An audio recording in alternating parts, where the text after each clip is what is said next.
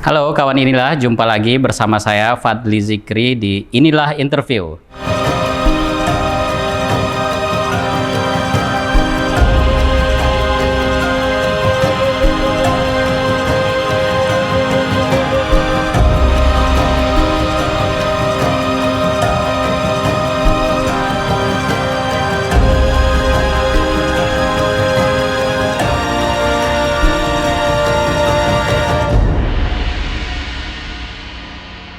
Kali ini kita kedatangan tamu spesial yang dimana negaranya saat ini menjadi perhatian di seluruh dunia. Langsung saja saya kenalkan tamu saya kali ini, Duta Besar Federasi Rusia untuk Republik Indonesia, Her Excellency Madam Ludmila Georgivna Vorobieva. Is that correct? Yeah, absolutely.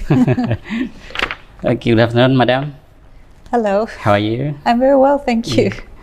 Okay, before we talking about Ukraine, of course, first I want to know you have been 4 years, right? Yes, absolutely. I'm in my 5th year in Indonesia. I came in March 2018. Okay. What do you think about Indonesia and the people? Oh, Indonesia is a wonderful country, absolutely. I admire so much. Indonesian people are very nice and friendly wherever you go. They're so hospitable. I've tried to travel a lot, even despite the COVID. I've visited many provinces and islands of Indonesia, and everywhere people are amazingly nice and hospitable and generous and kind. Of course, Indonesia is a very beautiful country. The nature is fantastic, but also what strikes me most is that diversity. First of all, it's like Russia. I think we're also very diverse, and also this tolerance and harmonious coexistence of people of different culture and religion. That also actually reminds me of Russia, because in Russia we're also very diverse. We have different religious and different ethnic group living together in a peaceful way. So you feel like home, maybe?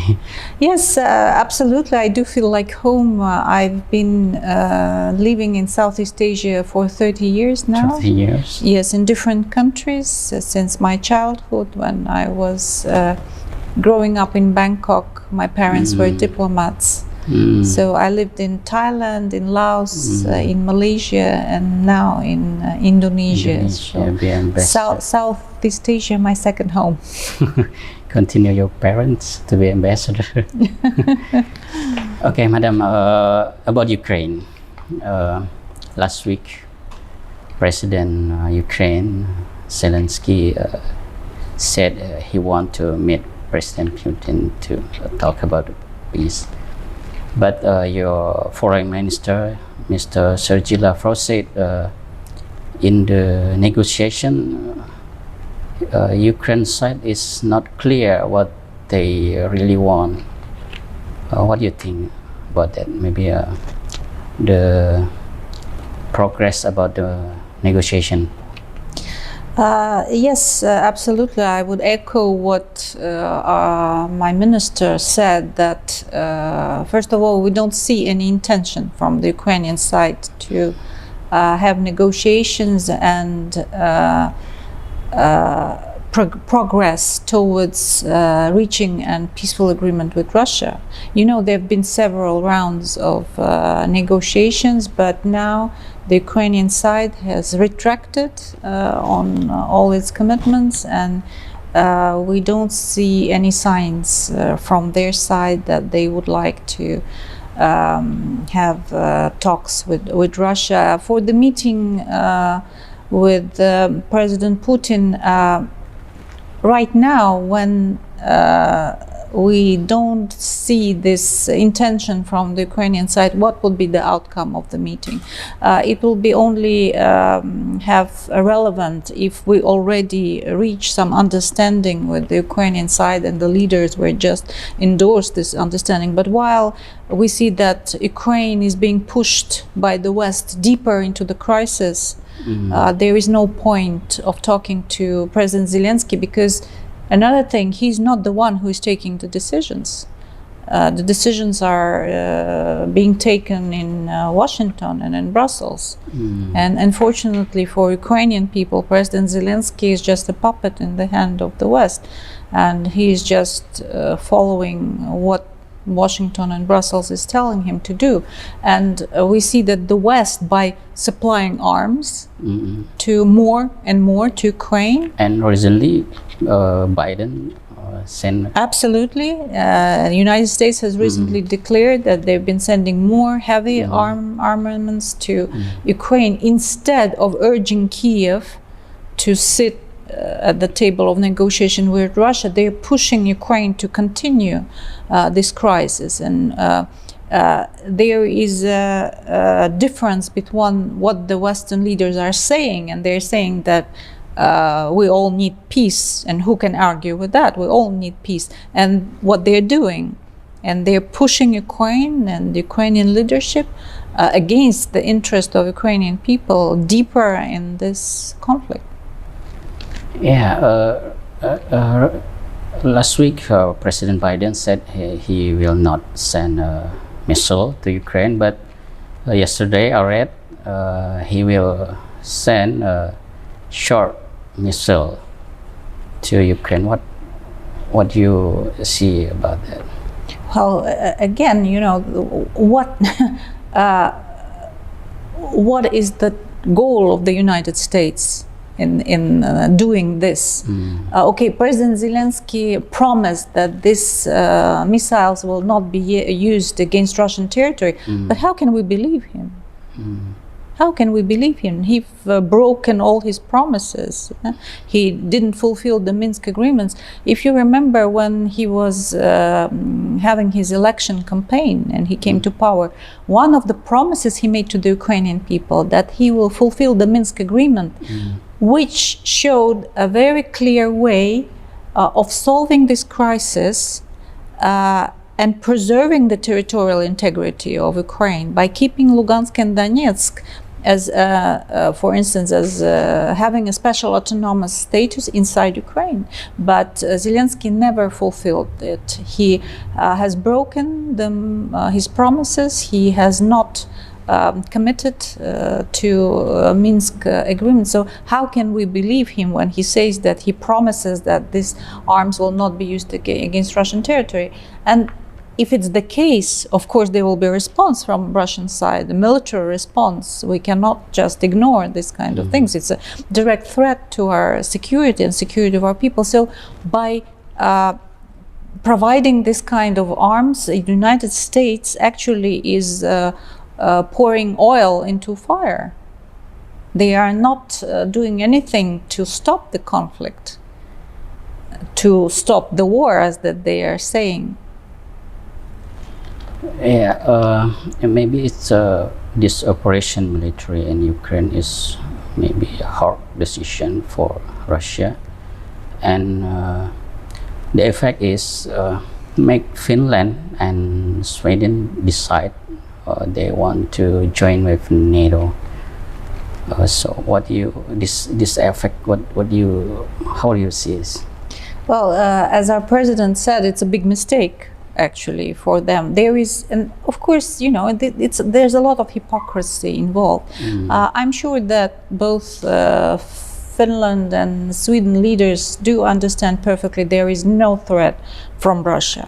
So what's the point basically in joining NATO? And our president also said that of course there will be a response from Russia, because it means that NATO will be coming closer to our territory. So far Turkey is blocking, as we know. the membership of these two countries, because Turkey is also a member of NATO, and Turkey didn't actually join the sanction campaign against Russia. They have their own issues with these two countries, but if it will happen, of course, it will not make the crisis disappear. It will not make the situation better. So again, what's the added value of this? Making the crisis worse? There's a lot of questions about these actions. Okay, President Erdogan ever said there is some NATO country want Russia and Ukraine keep in war. How do Russia look at this? I think he's right. He's right. I think he's right, because if we even know what country it is, to be all countries or some? I would say there is, of course, a difference in positions, a slight difference, because the main country that is benefiting from this crisis is the United States, of course. They are supplying arms, they are pumping money into their own defense and military industries. They are also trying to sever all the ties between Europe and Russia.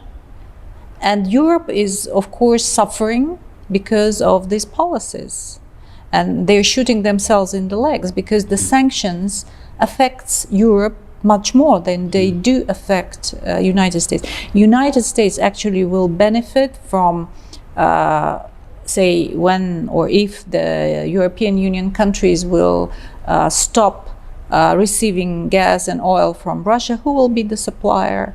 United States. And what are the prices? We know that. So these are the policies of the United States, and the longer Russia is involved in this crisis, of course, that's the hope of our Western partners, that Russia will get weaker and Russia will stop having this independent position in the global system of international relations. That's what the West doesn't like, to put it mildly, that we have our own position, we are independent. We don't want to be in conflict with anyone, actually. We would like to have dialogue, but to be equal.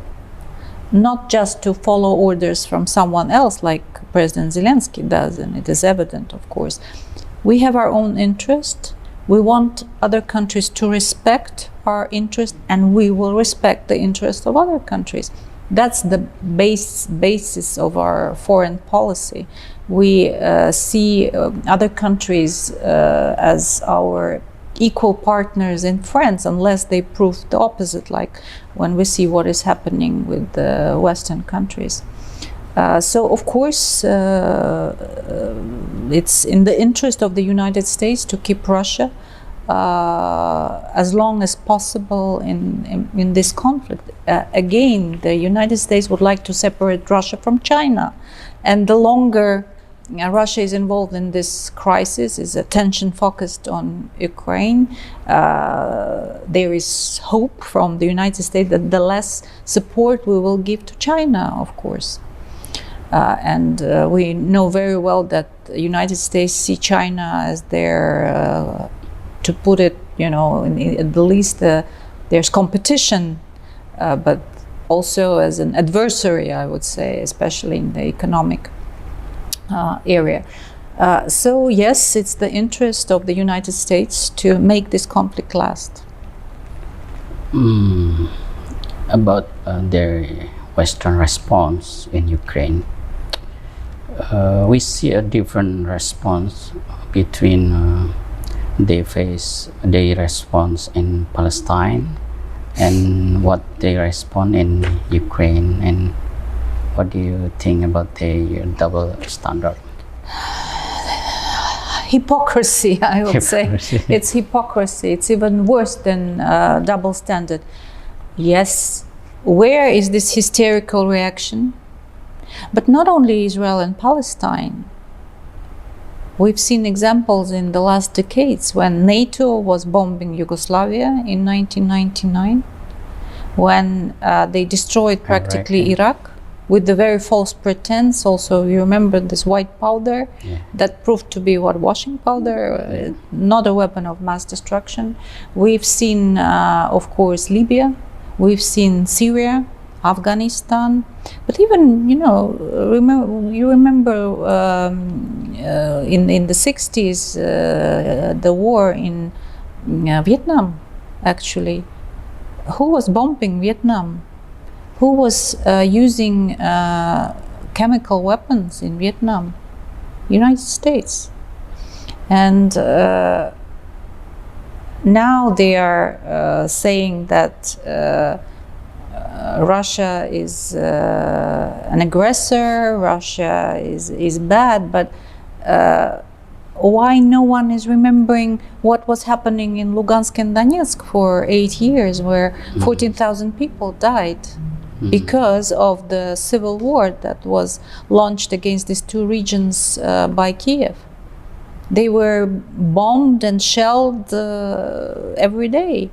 There were children, women dying every day, and no one in the West shed a tear about these people.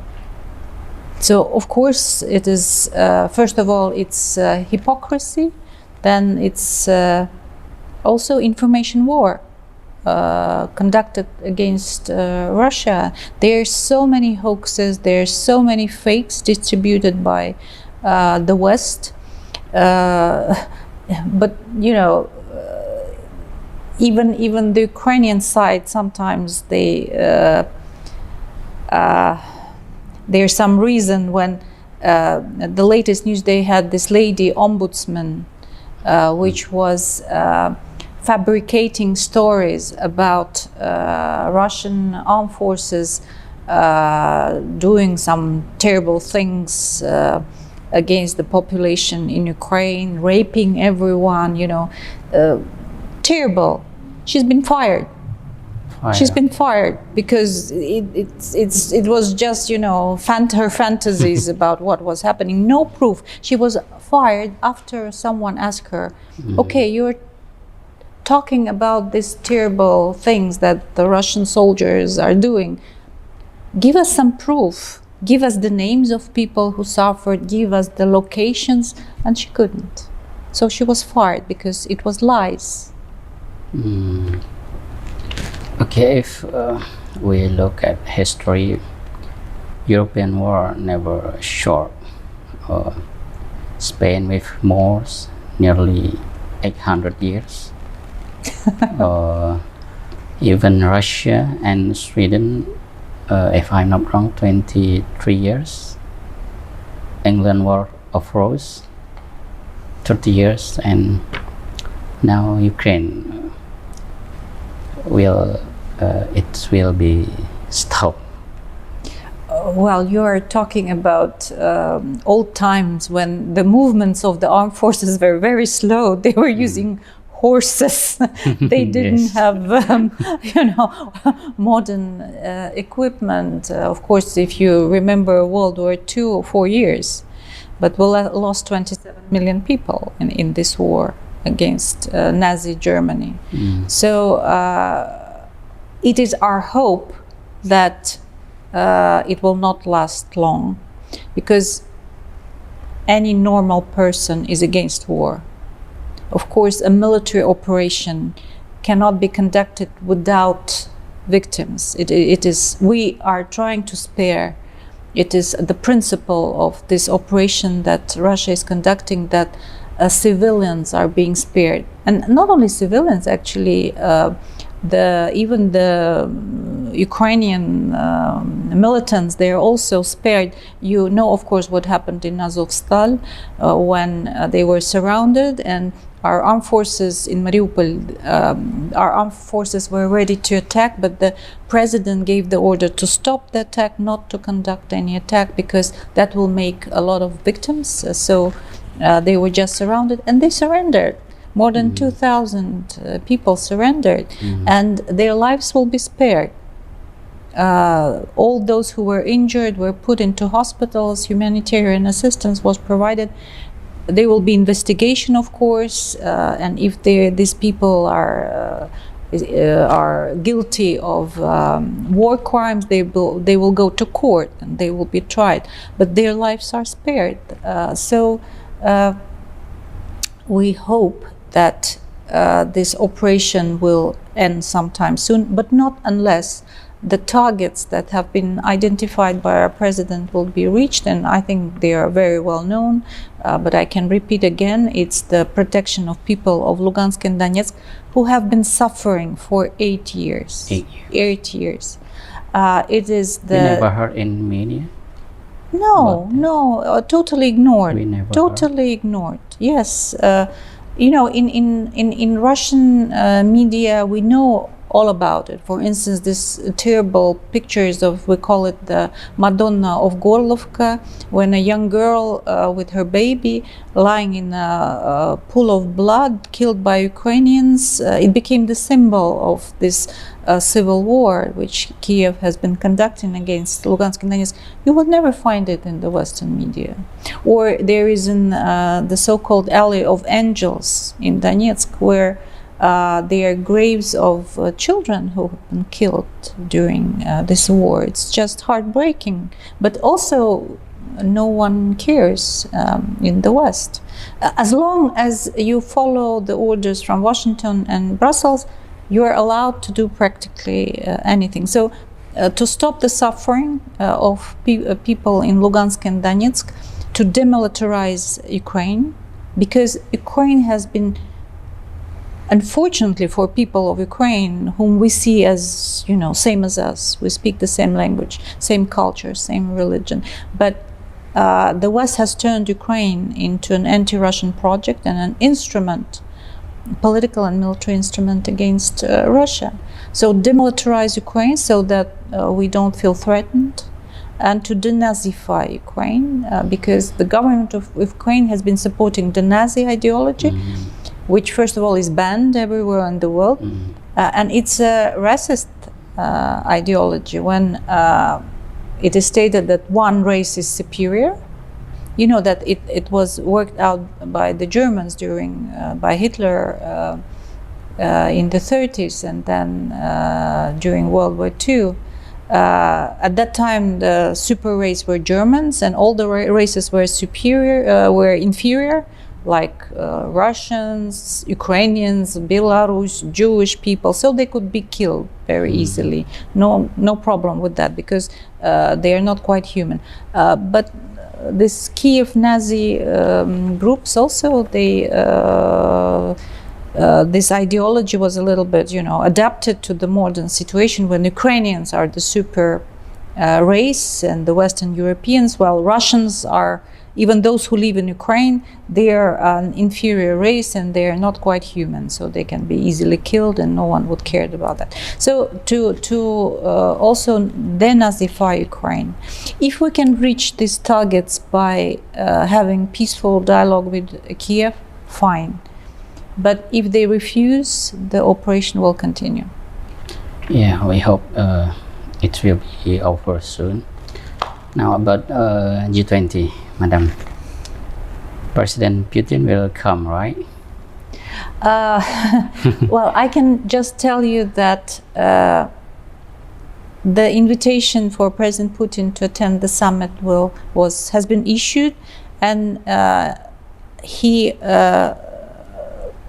in a preliminary way, he confirmed his intention to join the summit. But there's still many months to go, so how the situation will develop, we will see. What I can tell you that our Minister of Foreign Affairs is coming for the G20 ministerial meeting in Bali in July, and our representatives are taking part in all the G20 meetings online and offline. And we do support, of course, the Indonesian presidency in G20. Yeah, about G20, so many pressure to Indonesia government or the Western country as Indonesia not invite President Putin. But finally, Indonesia invite President Zelensky to the meeting. Well, it's maybe the peace happen in there because we know maybe they will meet in Bali.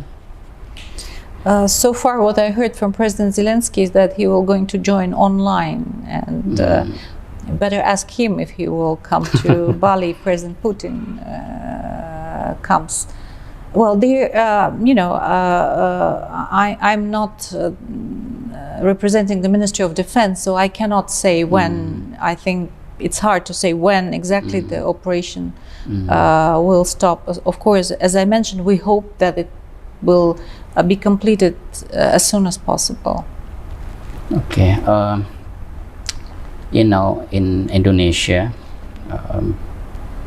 President Putin have a lot of fans in Indonesia. But my question is, did President Putin know he have a lot of fans in Indonesia? Well, I hope he have been told, because of course, as ambassador, I also my duty is to monitor, the public opinion in Indonesia, and of course, I've advised Moscow that there are many people that do like President Putin very much. I hope he has been informed.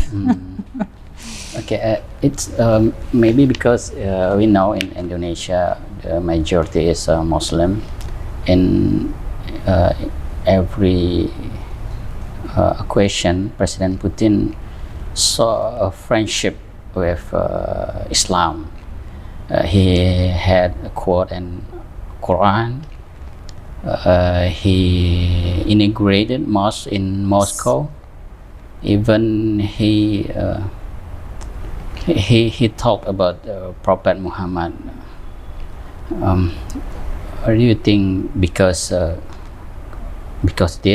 he saw a friendship with Islam and Indonesia is majority Islam, so he's my hero?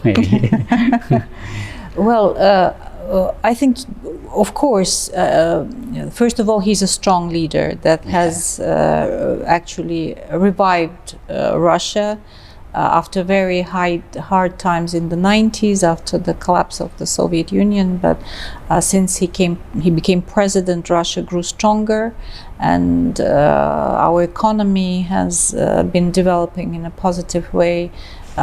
People are living better, and Russia has become independent with its own voice in the global arena. So that's one reason, I think. The other reason, of course, as I mentioned, in this sense, Russia and Indonesia have a lot of in common. We have a large Muslim population, around maybe even more than 10% of our population are Muslims, and they're not migrants, but they're people who've been living in Russia for centuries.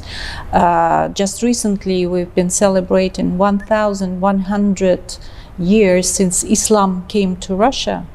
There was a big celebration in Kazan, Tatarstan, and there were representatives from Indonesia attending these celebrations. And of course, what we share with Islam, I mean, for people who are of different religious belief, we're Russian Orthodox, for instance, is values, traditional values. It's the family, religion, love for your parents, love for your children, which are being destroyed, unfortunately, in the West. We see what West is promoting, and it doesn't match the values that our society is conserving and strengthening. We see much more.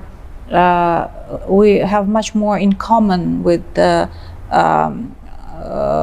Muslim countries, I would say, and people who are Muslim, than with the modern trends in the Western society, where you don't have mother and father, you have parent one, parent two. It's unacceptable for Russians. We are much more traditional, like people in Indonesia or in other Muslim countries. And also we have this tradition of living together between Muslims and Christians. For instance, in Tatarstan, you can see there's a mosque, and then there is a church, Christian church, and people celebrate all the festivities, Christmas and Eid al-Fitr, and there's a lot of mixed marriages. So I think that is also, yes, one of the reasons. And of course, Indonesians can see that our people who are Muslim in Russia, they do support the policy of President Putin. Of course, you've seen, I'm sure, videos about the leader of Chechnya, Ramzan Kadyrov, who is a big supporter of President Putin and his policies. Okay, Madam, maybe it is last question, and we thank you for your time. Maybe next time we can talk about another issue. Thank you so much. I'll be happy. Yeah, thank you so Madam. much. Thank you for your time. Thank you. Oke, kawan, inilah demikian tadi wawancara kami dengan Duta Besar Federasi Rusia, Madam Ludmila Georgivna Vorobieva. Mudah-mudahan dengan